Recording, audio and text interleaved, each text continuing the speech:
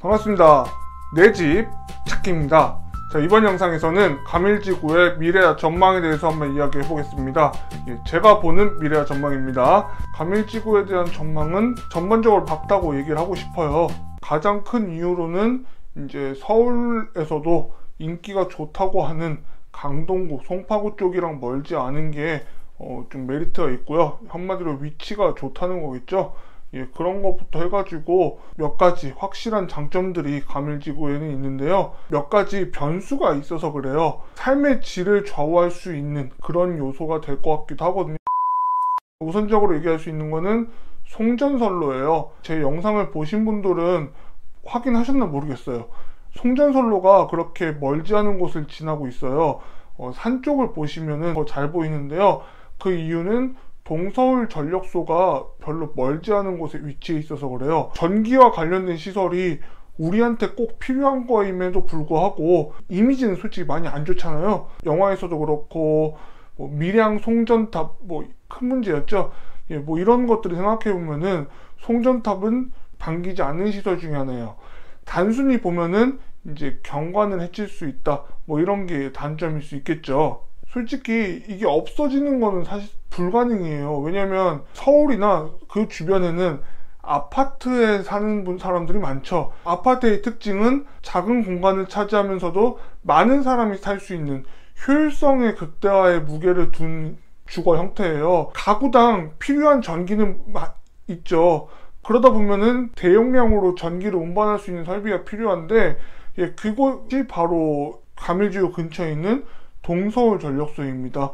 이게 없어지지는 못하지만 그래도 지하로 매립 공사를 하고 있다 그래요. 지하로 묻는 것 말이죠. 송전선로가 보이는 문제는 상당수 해결이 될 거예요.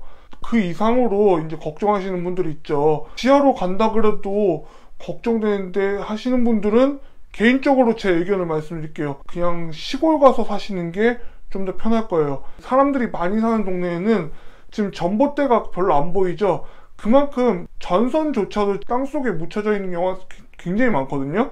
전자파나 이런 거는 어느 정도 감안을 해야 돼요, 도시에 살려면은. 근데 그런 것까지 좀 확인을 확실하게 해야겠다 하시는 분들은 확인을 해보신 것도 괜찮고, 도저히 이거 신경 쓰여서 못 살겠다 하시는 분들은 사실 가밀지구가 아니더라도 전자파로부터 완벽히 자유로울 수 있는 곳은 별로 없을 것 같아요.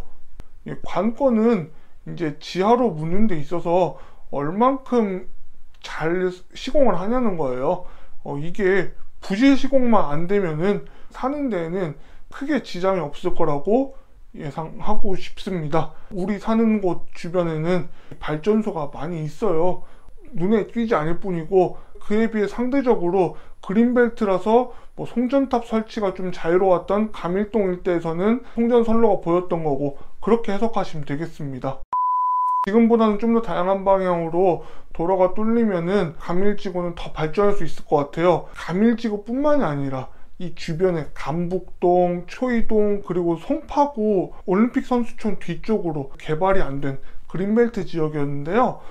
그러다 보니까 넓은 길도 필요 없었고, 다양한 방향으로 향하는 길도 필요 없었어요. 이제 가밀지구가 들어오니까 많은 사람들이 살게 되죠. 그에 맞게 방향도 다양해지고 도로도 적당히 더 확장이 되면은 삶의 질은 올라가지 않을까 싶어요. 가밀지구 주변에 많은 도로가 새로 뚫거나 확장 공사 중에 있는데, 그에 비해서 아직 하남 시내 쪽으로 교산 신도시로 거쳐서 가는 도로 정도 하나 더 있으면 어떨까, 이런 생각이 들고요. 가밀지구의 미래는 많이 지켜봐야 될 것 같아요. 왜냐면 이 주변이 말씀드린 대로 그린벨트 지역이기도 했고, 그리고 이 북일의 지역 있죠. 생각보다 그렇게 소요 시간이 오래 걸리지 않습니다. 한 5분 내지 10분이면은 위례 신도시까지 접근이 가능해요. 이게 가능하게 된 게 불과 몇 년 안 됩니다. 그 전에는 길이 없어서 이렇게 삥 돌아가야 했어요. 그런 거 생각하면은 가밀지구 주변은 정말로 과거에 아무것도 없었다, 이런 말이 나오겠죠. 건물조차 없었기 때문에 길이 막혀 있었던 거라고 볼 수 있는데, 북위례 지역도 마찬가지예요. 다른 위례 신도시 지역에 비하면은 개발 속도가 좀 늦는 편이죠. 북위례 지역도 현재 발전되고 있는 단계라서 도로도 좀 더 지금보다는 다양한 방향으로 뚫릴 수 있는 여지가 있지 않을까 그렇게 생각을 합니다. 도로뿐만이 아니라 철도도 초기에 들어오기로 한 3호선 그 이상으로 또 다른 전철도 들어오면 좋겠지만 일단은 논란이 일어나는 속에서 3호선 들어오는 거에 확정만 돼도 더 밝은 전망을 볼 수 있을 것 같고요. 관광지로서의 기능도 할 수 있을 것 같아요. 가밀지구는. 가밀지구에 관심 있던 분들은 아마 아실 거예요. 이 주변 토지 조사를 하다가 고분군이 발견이 됐는데 이러면서 상업시설이 좀 줄긴 했어요. 그럼 상업시설 이용하려면 좀 불편하진 않을까 이런 걱정하실 수 있는데 그렇게 걱정 안 하셔도 될 것 같아요.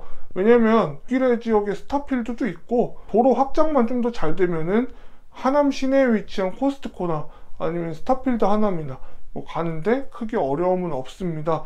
전반적으로 가밀지구 주변은 땅이 좀 여유가 있던 편이었기 때문에 마트를 이용하는 데에는 그렇게 어려움은 없을 거예요. 동네 안에서의 상업시설이 좀 줄어든 것 뿐이지 고분군이 발견이 돼서 하나의 택지지구 안에 다양한 기능이 있지 않을까 싶어요. 그러면 기대해 볼 수 있을 만한 거는 타 지역에서 가밀지구로의 유입 인구를 생각할 수 있겠죠. 왜냐면 요새 지금은 집에 있는 게 안전하지만 평소 주말에 생각하면은 가족 단위로 많이 나오시잖아요. 수도권에서 그렇게 나들이 할 만한 곳이 하나 추가될 수 있지 않나 그런 생각을 했습니다. 이런 점을 봤을 때 가밀지구는 좀 시간을 놓고 보면은 전망은 밝지 않을까 싶어요. 이런 것들이 이제 향후에 집값에도 반영되지 않을까 싶고요. 집값이 오를 거다 내릴 거다 여기에 관심 갖는 분들 굉장히 많은데 제가 일부러 말씀을 안 드렸어요. 왜냐면 집값을 예상하면은 사실 그게 맞을 수도 있고 틀릴 수도 있잖아요. 왜냐면 이게 숫자로 확실하게 나오는 거기 때문에. 그런데 숫자로 확실하게 나오기 전까지는 이런 제가 언급해드린 거에 대해서 만족하시면은 그곳에 거주를 하셔도 어떨까 싶어요. 금전적인 게 좀 맞아야 되지만 본인만의 다 기준이 있을 거예요. 이거 있죠? 예. 이거 말고도 다른 측면에서 내가 만족할 만한 점은 무엇인지 이런 거를 찾으시라는 의미에서 한번 집값 이외의 다른 요소들을 한번 언급해 봤습니다. 서울 접경지에 정말 흔치 않은 새 아파트가 몰려있는 곳이잖아요. 예, 그래서인지 발전할 수 있으면 좋겠습니다. 궁금한 점이 있거나 제가 언급하지 못했는데 다른 분들이 아셨으면 좋겠는 거 있으면은 댓글로 달아주시고요. 저는 최대한 제가 봤던 거 그리고 정보들을 토대로 이야기한 거기 때문에 항상 제가 말한 게 전부는 아니라는 거 기억해 주시면 감사하겠습니다. 지금까지 저의 영상이 유익했다면 구독, 좋아요, 알림 설정 한 번씩 부탁드리고요. 그럼 저는 다음 영상에서 뵙겠습니다. 감사합니다.